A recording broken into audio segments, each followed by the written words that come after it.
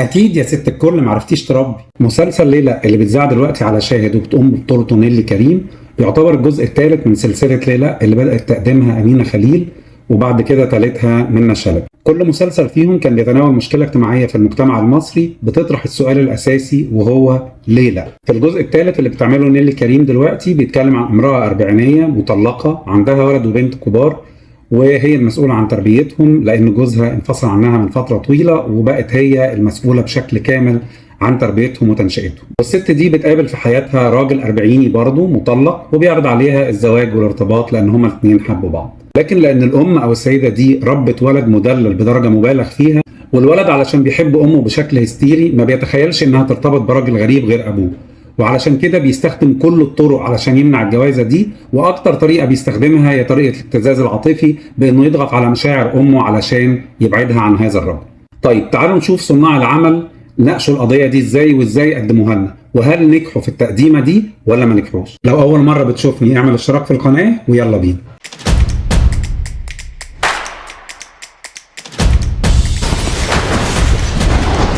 المسلسل تأليف ورشة سرد للكتابة تحت إشراف مريم نعوم ومن إخراج نادين خان.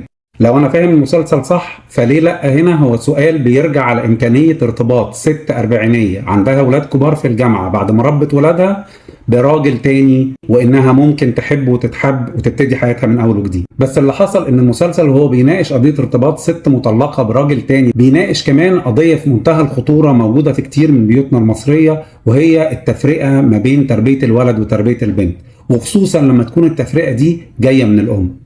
الأم هنا بعد ما اتطلقت من جوزها شافت في ابنها صورة الراجل اللي كانت عايزاه، وبدأت تصب كل مشاعر الاهتمام والحب لهذا الرجل اللي هو ابنها ودلعته بشكل مبالغ فيه لدرجة انها افسدته. وعلى الجانب الاخر هي ما عندهاش ادنى فكرة عن تفاصيل حياة بنتها، كل اللي تعرفه عنها مجرد عناوين، هي بتشتغل فين، هي في سنة كام، مين صحابها، الحاجات الرئيسية في حياتها. والمسلسل ورانا في اكتر من موقف قد ايه الام عارفة تفاصيل حياة ابنها اليومية اكتر بكتير ما هي عارفة عن بنتها. حتى لما بتيجي بتطبخ له البسلة اللي هو بيحبها رغم ان بنتها ما بتحبش اصلا البسلة وما بتاكلهاش، بس هي ما عندهاش مشكلة في ده، طالما ياسين مبسوط مفيش مشكلة. حتى بعد معرفتها بكريم كان كل اهتمامها ان هي تبلغ ياسين وان هي تريح ياسين، ما كانش فارق معاها خالص انها تقول لبنتها ولا انها تعرفها انها هترتبط براجل تاني، رغم انها كأم المفروض انها تبقى قلقانة من وجود راجل غريب في البيت على بنتها الكبيرة اللي المفروض انها بتخلص جامعة.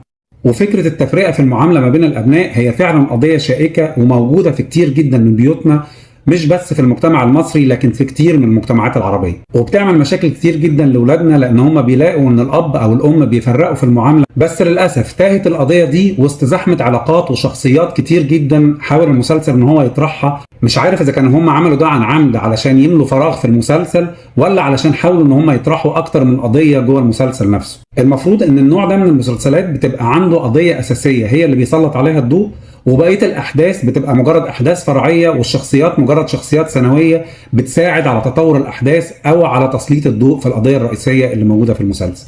لكن مسلسلنا هنا اتفرع لشخصيات وعلاقات زياده عن اللزوم لدرجه توهت القضيه الرئيسيه اللي هو عايز يناقشها ويتكلم فيها. يعني موضوع الولد صاحب ياسين اللي بيشرب مخدرات علشان ابوه وامه سايبينه عايش لوحده، صحاب كريم اللي متجوزين في اخر الاسبوع بس وعاملين ويك اند مارج، ونادين صاحبة نيللي كريم اللي صاحبها عايز يرتبط بيها لكن هي خايفة من فكرة الجواز لأن هي جالها عقدة من أبوها وأمها، وعايدة رياض أم كريم الست اللي كبرت وبتلاقي راجل يظهر في حياتها وبيعرض عليها الجواز. من وجهة نظري ده ما فاتش المسلسل، بالعكس يمكن يكون ضر، لأن هما ما دخلوناش في حياة الناس دي ومشاكلهم وعرضوا مشاكلهم بشكل أكتر استفاضة، وتاهت القضية الرئيسية للمسلسل في وسط زحمة العلاقات والشخصيات اللي كانت موجودة جواه. كتير من أحداث المسلسل كان المنطق غايب تماما فيها.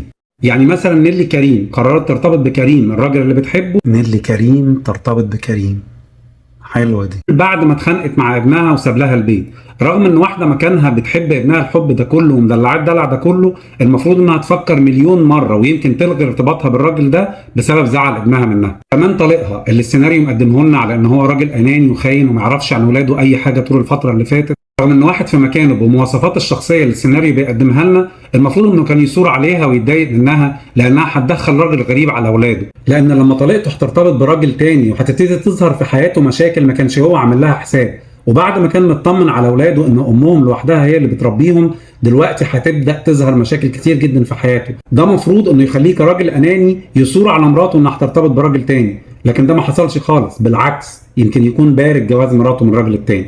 كمان علاقة الصداقة اللي نشأت ما بين ياسين ابن نيلي كريم وما بين الولد البرمجي اللي قابله في الجامعة كانت علاقة عليها علامات استفهام كتير وعلاقة مش منطقية، لأنه عادة ولد برمجي وحشاش بالشكل ده مش هيشوف في ابن نيلي كريم أي حاجة مثيرة تخليه صاحبه غير إنه يفرض سيطرته عليه، وده ما حصلش في السيناريو. نيجي للتمثيل في المسلسل. ما عجبنيش قوي تمثيل نيلي كريم في المسلسل، يمكن اللي ما عجبنيش أكتر إنه مفيش كيمياء ما بينها وما بين أحمد طارق اللي عامل شخصية كريم في المسلسل.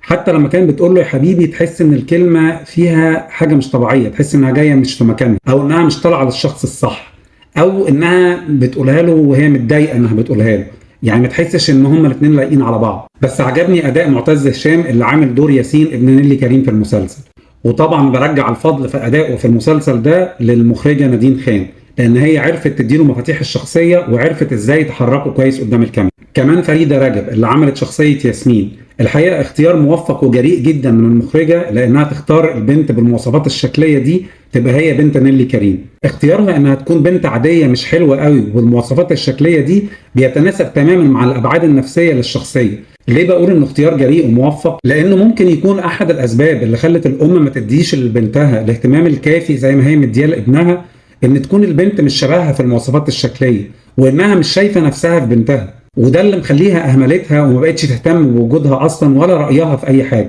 يمكن يكون الكلام ده ما اتقالش بشكل واضح ومباشر في المسلسل، لكن بيدينا معنى ضمني ليه الام ممكن تكون اهملت في تربيه بنتها وما بقتش تديها نفس الاهتمام والرعايه اللي مديها لابنها.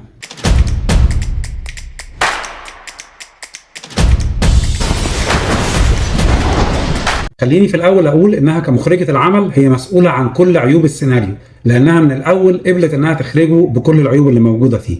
بس علشان نادين خارجة من نفس مدرسة محمد خان أبوها، فهتلاحظ إن المسلسل فيه انتمسي وحميمية بتخليك غصب عنك مشدود وعايز تتابع المسلسل ده. التصوير في بيوت شبه بيوتنا، بيوت عادية جدا موجودة في عمارات، بيوت فيها كراكيب وممكن يبقى فيها رسم على الحيطان لأن في أطفال في البيت، فوانت بتتفرج على المسلسل تحس انك قاعد مع عيلتك او موجود وسط ناس انت تعرفهم. ودي نفس الاجواء اللي قدرت نادين تخلقها قبل كده هوت في مسلسل كان اسمه سابع جار. اعتقد ان ناس كتير ارتبطت بالمسلسل ده وحبته بس لان الناس اللي موجوده فيه تشبهنا، والبيوت اللي كانت موجوده فيه تشبه بيوتنا وتشبه كل حاجه فيه.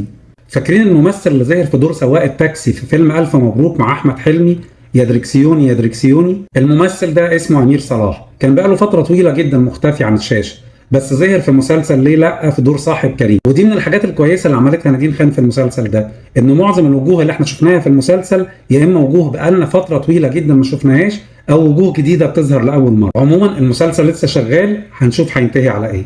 اكتبوا لي في الكومنتس توقعاتكم للنهايه. وبس كده، لو عجبتك الحلقه اعمل لايك وشير، وانزل خد لك لفه في الفيديوهات، لو عجبتك اعمل اشتراك للقناه.